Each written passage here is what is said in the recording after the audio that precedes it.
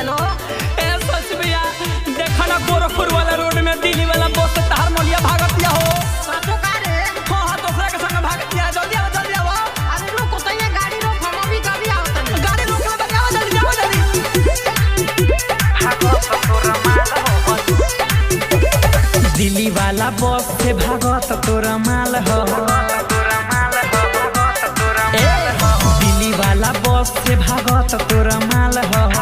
तोरा माल हो तोरा माल हो जल्दी से आओ एकरा संगे लइका टाले हो। जल्दी से आओ एकरा संगे लइका टाले हो। दिल्ली वाला बस से भागो तो तोरा माल हो।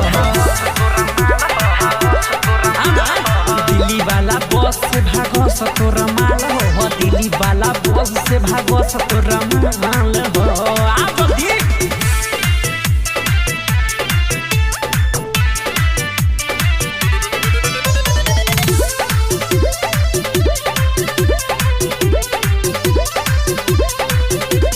देख के ड्राइवर के घूस गाड़ी रोका देले बहन।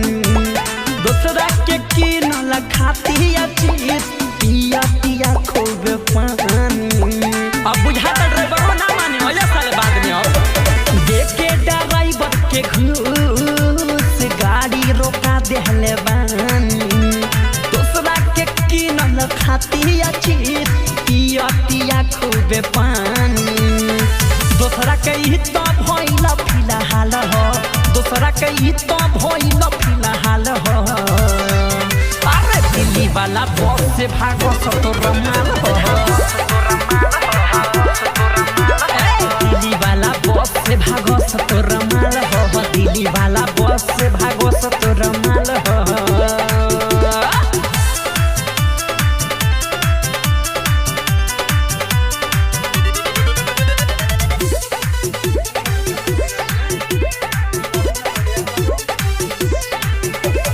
सुन रे यारबा संजय अब नाही होई तोहरा भेंट रे।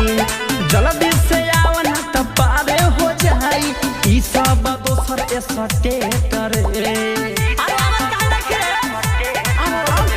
सुन रे यारबा संजय अब नाही होई तोहरा भेंट रे।